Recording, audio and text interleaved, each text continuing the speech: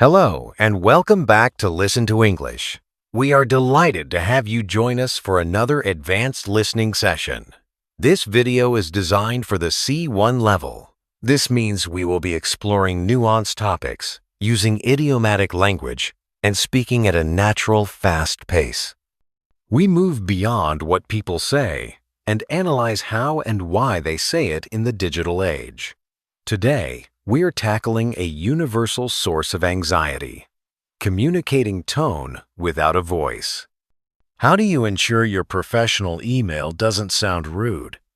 What does that specific emoji actually mean? Here to guide us through the minefield of digital body language is our resident expert on overthinking everything, Maya. Before we begin, please remember to subscribe and turn on notifications so you never miss a lesson. Let's get started. Hello, Listen to English family. Maya here, and I'm currently coming to you live from the depths of a digital existential crisis. My heart rate is currently resting at about 120 beats per minute. Why? Because I sent a text message to my boss 10 minutes ago, and she hasn't replied yet. Now, a normal person would think, oh, she's busy. But my brain? Oh no. My brain doesn't do normal. My brain is currently writing a 10-season tragedy about why she hasn't replied. It's replaying my message over and over again, analyzing it like the Zapruder film. Was it too casual? Was it too stiff? Did I use the wrong emoji? Oh my God, I used the thumbs up emoji. Does she think I'm being sarcastic? Is she a boomer or a millennial? Because that changes the entire meaning of the thumbs up. To a boomer, it means good job. To a millennial, it's basically a hate crime. I'm spiraling. By minute 15, I will have convinced myself I'm fired and need to learn how to live in a cardboard box. Welcome to the absolute, terrifying chaos of digital body language. We live in a world where 90% of our communication happens through screens.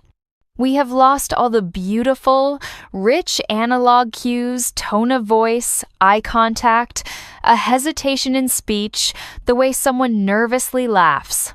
All gone. In their place, we have punctuation marks, tiny yellow faces, and the agonizing amount of time it takes someone to hit send.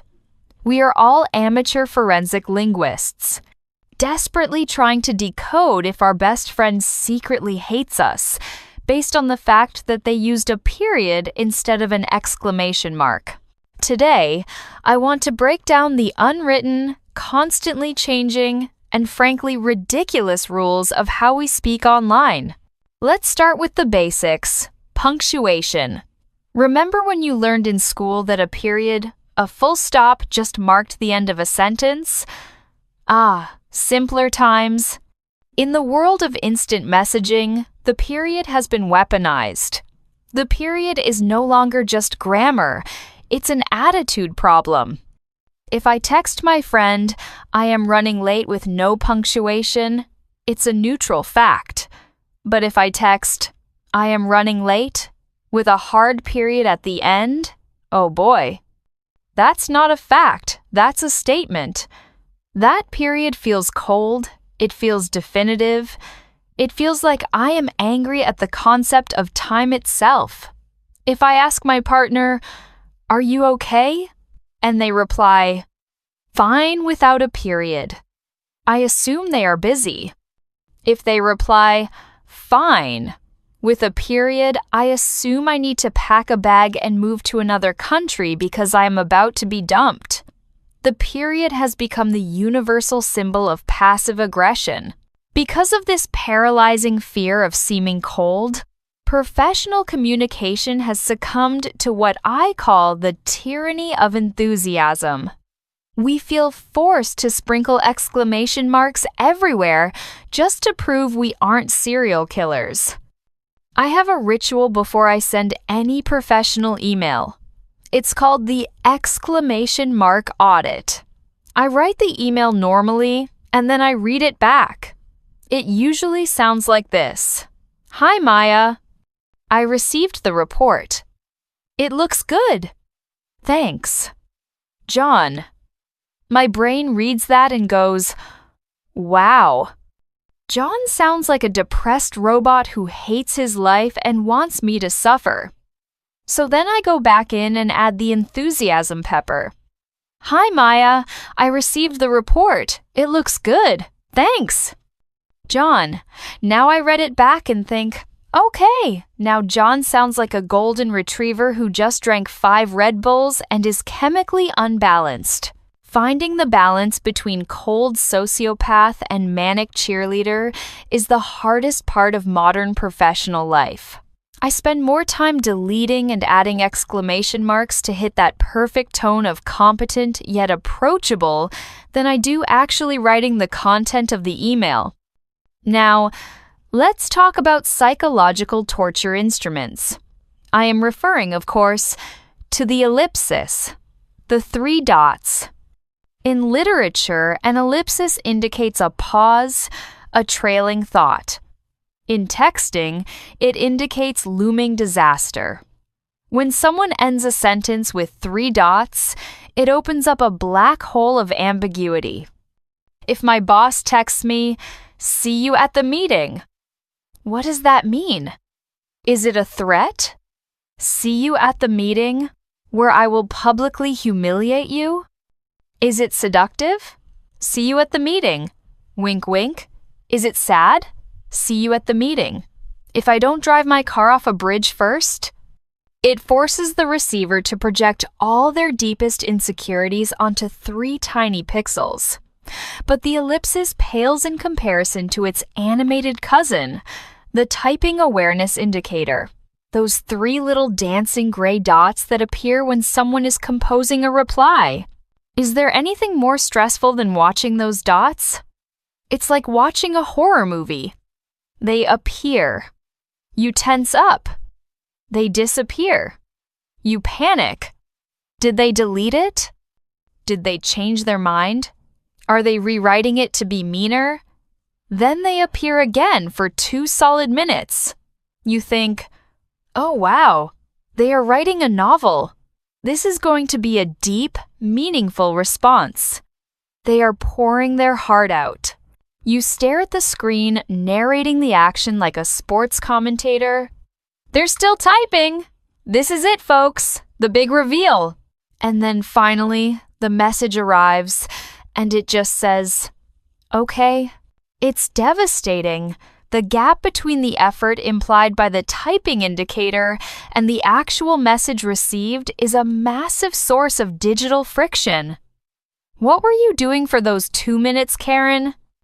Were you composing a symphony? Were you just staring at the screen distracted by a squirrel outside? I need to know.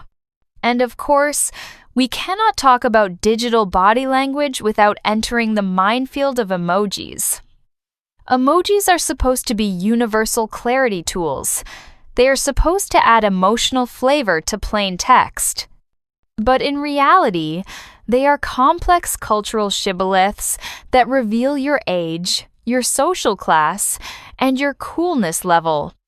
The meanings shift incredibly fast. If you are over 3.5 millennial or Gen X, the skull emoji means death or something spooky. If you are under 2.5 Gen Z, the skull emoji means, I'm laughing so hard I'm dead. It replaces the crying laughing face, which is now considered hopelessly uncool and something only old people use. I still use the crying laughing face, which basically tells everyone under 25 that I belong in a retirement home. And God forbid your parents or grandparents get involved. My grandmother recently discovered emojis. She sent me a text about her garden that said, "Just planted some lovely cucumbers." I had to call her. "Grandma, we need to talk." You cannot use those 2 emojis together, ever. It doesn't mean watering vegetables. Trust me. Using the wrong emoji in a professional setting is like showing up to a board meeting in a clown costume. The anxiety of opening your recently used emojis during a screen share presentation and hoping nothing incriminating is there. It takes years off my life. I once sent a winking face to a client after making a mild joke. I then spent the next 3 hours debating if I should fake my own death and move to Peru because I was convinced it seemed unprofessional or flirtatious. The anxiety never ends. Finally, we have the dimension of time. The speed at which you reply to a message is a massive indicator of power dynamics. In the dating world, this involves complex mathematical equations. If they took 3 hours to reply to you, you absolutely cannot reply in 30 seconds. You will look desperate. You have to wait at least 45 minutes to seem busy and high value. I literally set timers on my phone. Okay, Maya, you cannot reply until 2:15 p.m. Be strong. Pretend you have a life. It's ridiculous theater, but we all play the game. And then there is the ultimate digital insult, being left on read, the blue ticks, the little seen at 10:42 a.m. notification. When you see that someone has read your message and chosen not to reply, it triggers a primal rejection response in the brain. It's the physical equivalent of walking up to someone at a party, saying hello, and having them stare directly into your eyes and then slowly turn their back on you without a word. Intellectually, I know they might just be busy. Maybe they opened the text while driving. Maybe their phone died. But emotionally, my brain screams, they hate you, and everyone knows it. So, where does this leave us? We are all walking through a digital minefield, armed only with punctuation marks and tiny yellow faces, trying not to accidentally start World War III with our colleagues or loved ones. It's exhausting. My thumbs are tired, and my brain is fried. My takeaway from years of overanalyzing every pixel of a text message is this: we need more digital empathy. We need to give each other the benefit of the doubt. Most ambiguity is just sloppy typing, not malice. That period at the end of fine probably just means they were in a rush at the grocery store, not that they are plotting your demise. That weird emoji use probably just means they are older than you, or younger than you, or just have bad taste in emojis. We are all inventing this language together in real time. Mistakes will happen. So, the next time you receive a text that makes your stomach drop, take a deep breath. Don't assume the worst. And maybe, just maybe, consider doing something radical. Pick up the phone and actually use your voice. I know, terrifying concept, right? Thanks for listening to my digital therapy session. Oh, wait, my phone just buzzed. It's my boss. She replied, "Sounds good," with an exclamation mark. Okay, crisis averted. I can cancel the cardboard box order. I'm alive. See you next time, and happy texting. Fantastic job.